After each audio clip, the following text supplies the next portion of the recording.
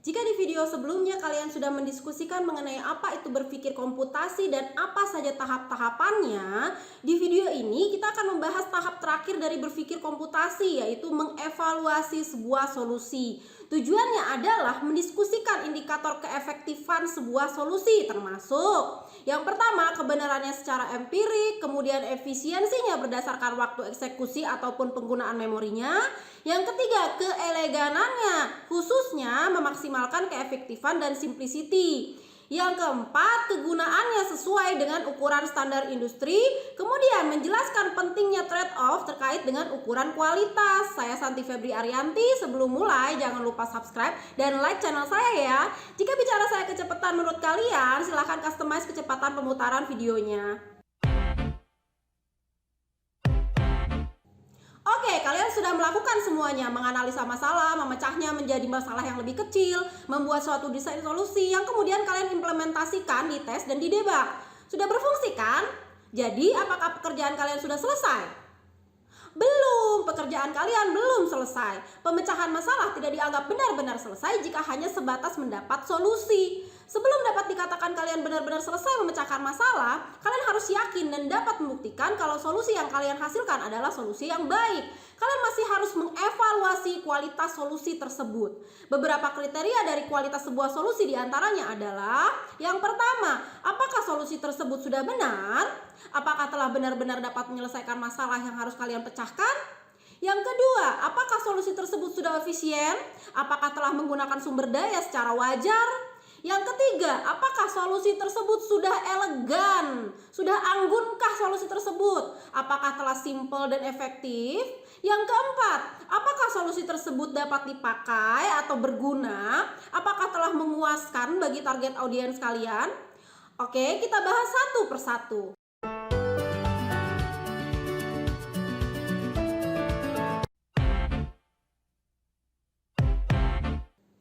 Pertanyaan terpenting mengenai solusi yang kalian usulkan untuk memecahkan masalah yang ada adalah: apakah benar-benar dapat memecahkan masalah tersebut? Dengan kata lain, apakah solusi tersebut telah tepat? Jika tidak, ya berarti sia-sia. Tidak peduli seberapa cepat, pintar, atau seksi solusi yang kalian usulkan, jika tidak benar-benar menyelesaikan masalah, ya sia-sia. Usulan kalian tidak dapat diterima dan desain solusi harus diubah. Prinsipnya, kalian harus selalu tidak yakin dengan kebenaran solusi atau program kalian sampai terbukti kebenarannya. Mengevaluasi sebuah solusi dilakukan dengan pengujian secara empiris. Pertama, kalian tentukan dulu spesifikasi masalah dan tuangkan dalam sebuah rencana pengujian.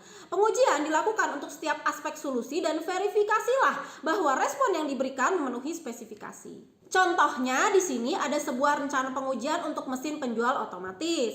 Pengujian pertama mengenai slot koin. Dimasukkan koin 50 sen yang seharusnya dapat diterima mesin. Respon yang diharapkan adalah koin diterima oleh mesin dan angka 0,5 muncul di interface. Respon yang terjadi di lapangan sudah sesuai dengan yang diharapkan. Jadi oke ya. Pengujian yang kedua masih tentang slot koin. Dimasukkan koin lain yang seharusnya tidak diterima mesin. Respon yang diharapkan adalah koin ditolak oleh mesin dan muncul kata-kata mata uang tidak dikenal di interface. Tapi kenyataannya tidak sesuai dengan yang diharapkan. Memang koin ditolak, tetapi tidak ada pesan yang muncul. Tes yang ketiga adalah mengenai keypad. Dimasukkan pilihan kode minuman yang valid, misalnya 15. Yang diharapkan adalah muncul di layar Anda memilih coklat panas. Bagaimana yang terjadi? Sesuai harapan, muncul di layar Anda memilih coklat panas. Oke, pas ya. Pengujian terakhir mengenai keypad lagi. Dimasukkan pilihan kode minuman sekarang yang tidak valid, misalnya 99. Diharapkan muncul kata pilihan tidak valid, harap coba lagi di interface. Hasilnya sesuai dengan yang diharapkan. Oke, pas juga. Tidak seperti pendekatan matematika yang bertujuan untuk membuktikan solusi yang benar. Tujuan dari pendekatan pengujian empiris yang harus kalian lakukan untuk mengevaluasi solusi adalah untuk menunjukkan bahwa solusi tersebut salah. Sebenarnya jadi lebih mudah ya, karena hanya dengan satu tes saja gagal ya udah cukup untuk menunjukkan bahwa solusi tersebut tidak tepat.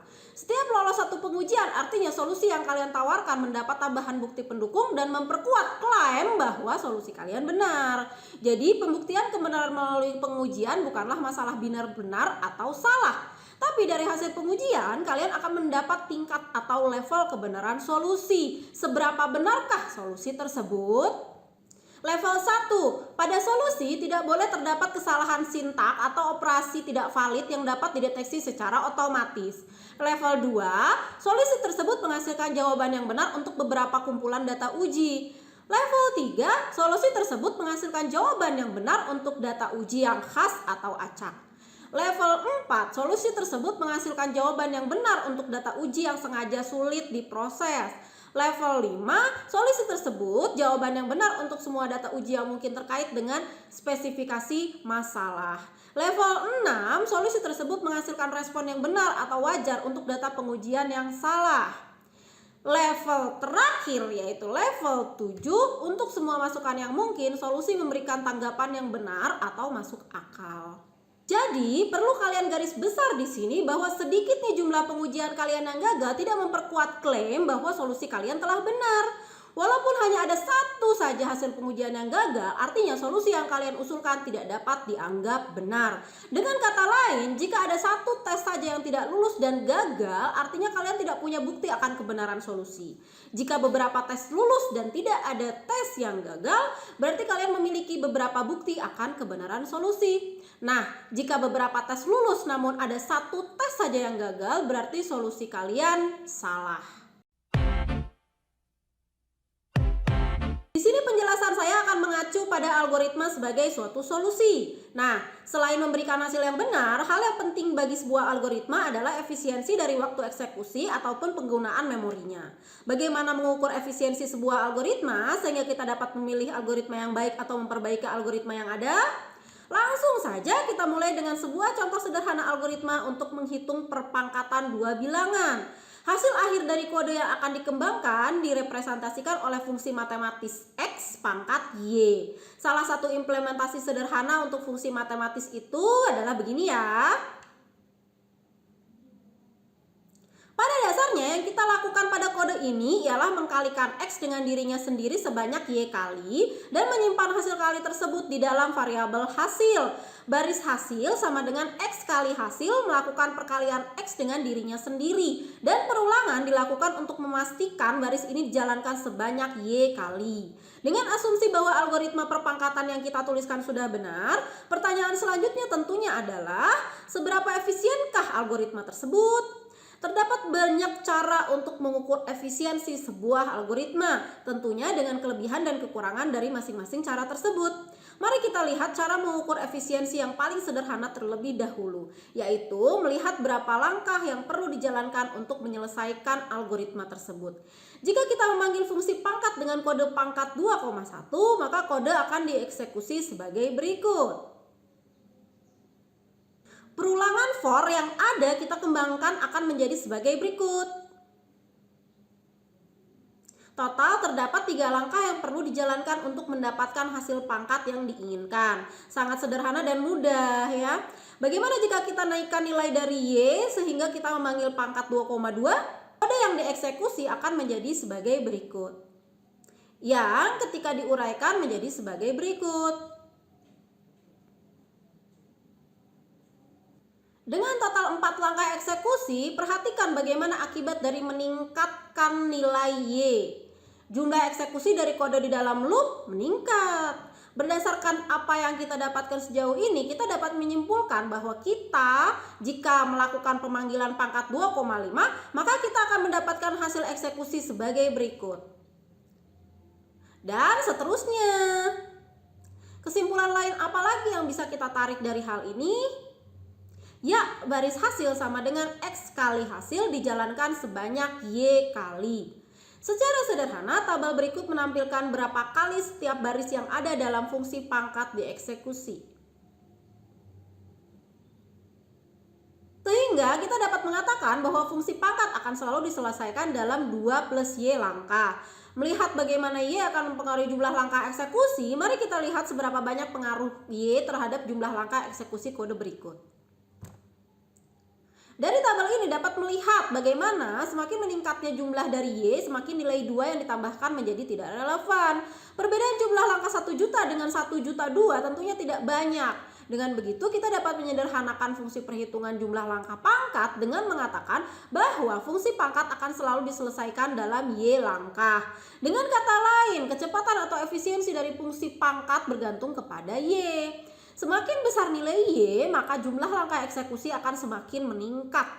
Hal ini tentunya sangat berpengaruh terhadap efisiensi total dari sebuah algoritma. Bayangkan jika jumlah langkah yang diperlukan bukanlah Y, melainkan Y kuadrat.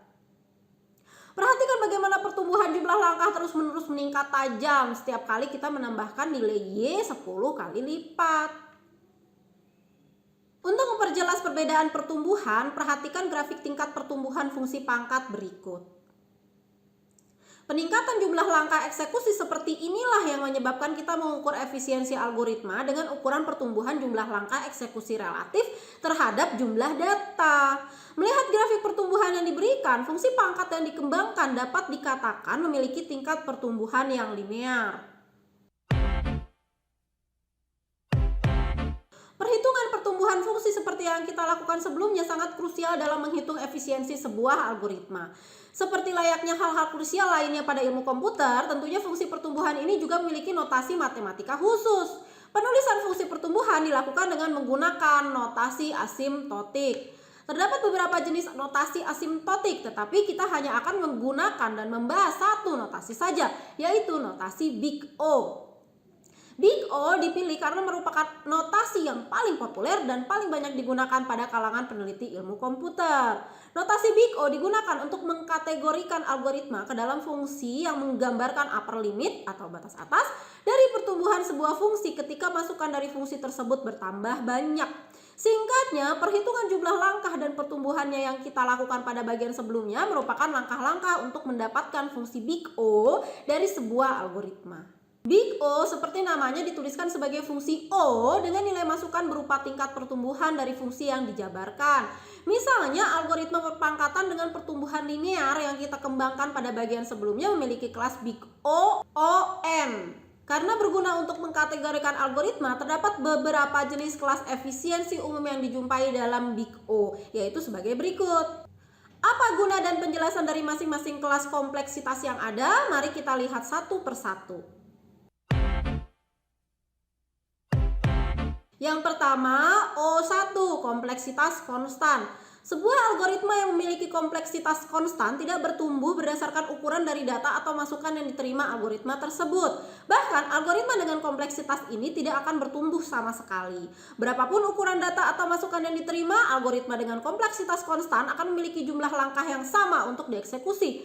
Karena sifatnya yang selalu memiliki jumlah langkah tetap, algoritma dengan kompleksitas merupakan algoritma paling efisien dari seluruh kriteria yang ada. Contoh dari algoritma yang memiliki kompleksitas konstan ialah algoritma yang digunakan untuk menambahkan elemen baru ke dalam linked list. Contoh implementasi algoritma ini pada bahasan C adalah sebagai berikut. Seperti yang terlihat pada kode tersebut, algoritma untuk menambahkan elemen baru ke dalam linked list tidak memerlukan perulangan, percabangan, ataupun banyak langkah.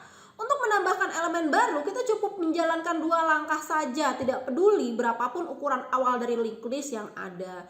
Dengan kata lain, berapapun ukuran linked list awal, langkah untuk menambahkan elemen baru adalah konstan, yaitu 2 langkah. Hal inilah yang menyebabkan algoritma ini dikatakan memiliki kompleksitas konstan. Tingkat pertumbuhan dari algoritma dengan kompleksitas konstan dapat dilihat pada grafik berikut. Kedua, Big O log n, kompleksitas logaritmik. Algoritma dengan kompleksitas logaritmik merupakan algoritma yang menyelesaikan masalah dengan membagi-bagi masalah tersebut menjadi beberapa bagian, sehingga masalah dapat diselesaikan tanpa harus melakukan komputasi atau pengecekan terhadap seluruh masukan. Contoh algoritma yang ada dalam kelas ini adalah algoritma binary search. Berikut adalah implementasi dari binary search dalam bahasa Python. Mari kita hitung jumlah langkah yang diperlukan untuk mendapatkan kelas kompleksitas dari binary search. Berikut adalah tahapan perhitungan untuk mendapatkan jumlah langkah yang diperlukan. Langkah yang akan selalu dieksekusi pada awal fungsi yaitu inisialisasi lower bound dan upper bound. Ada 2 langkah. Pengecekan kondisi while. Pengecekan tetap dilakukan walaupun tidak ada perbandingan yang dijalankan. 1 langkah. Pengecekan awal, if upper bound lebih kecil dari lower bound, 1 langkah. Inialisasi I 1 langkah. Pengecekan kondisi kedua, if list lebih kecil search kasus terburuk, masuk pada else dan menjalankan kode di dalamnya, ada 4 langkah.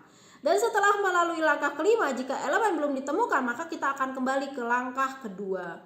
Perhatikan bahwa sejauh ini meskipun elemen belum ditemukan atau dianggap tidak ditemukan, kita minimal harus menjalankan 2 langkah. Dan pada setiap perulangan while, kita menjalankan 7 langkah. Sampai di titik ini, mode matematika untuk fungsi big O yang kita dapatkan ialah sebagai berikut. Pertanyaan berikutnya tentunya adalah berapa kali kita harus melakukan perulangan. Berhentinya kondisi perulangan ditentukan oleh 2 hal, yaitu kondisi upper bound lebih kecil dari lower bound dan pengujian apakah is search yang diimplikasikan oleh perintah else. Perhatikan juga bagaimana baik nilai upper bound maupun lower bound dipengaruhi secara langsung oleh I. Sehingga dapat dikatakan bahwa kunci dari berhentinya perulangan ada pada I melalui baris kode ini. Kita melihat bahwa pada setiap iterasinya nilai I dibagi 2. Sehingga untuk setiap iterasinya kita memotong jumlah data yang akan diproses N sebanyak setengahnya. Sejauh ini kita memiliki model matematika sebagai berikut. Konstansa 2 dihilangkan karena tidak berpengaruh. Yang jika diturunkan lebih lanjut akan menjadi sebagai berikut. Di mana kita ketahui kondisi dari pemberhentian perulangan adalah ketika sisa elemen list adalah 1, dengan kata lain akan menjadi, sehingga dapat dikatakan bahwa binary search memiliki kompleksitas O log 2n atau sederhananya O log n. Tingkat pertumbuhan algoritma dengan kompleksitas logaritmik dapat dilihat pada grafik tingkat pertumbuhan algoritma kompleksitas logaritmik sebagai berikut.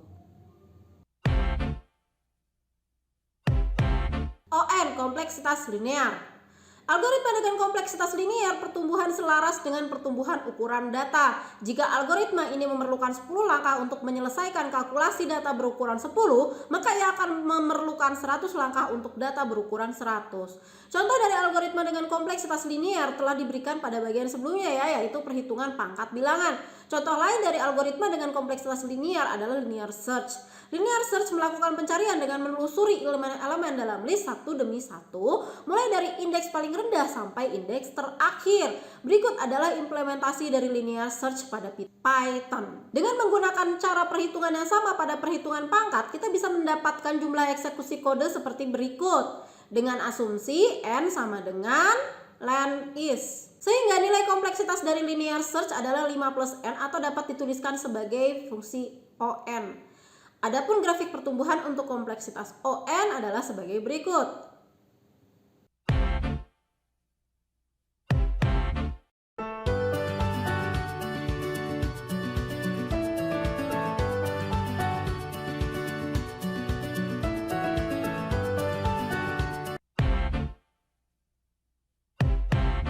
Kompleksitas polinomial.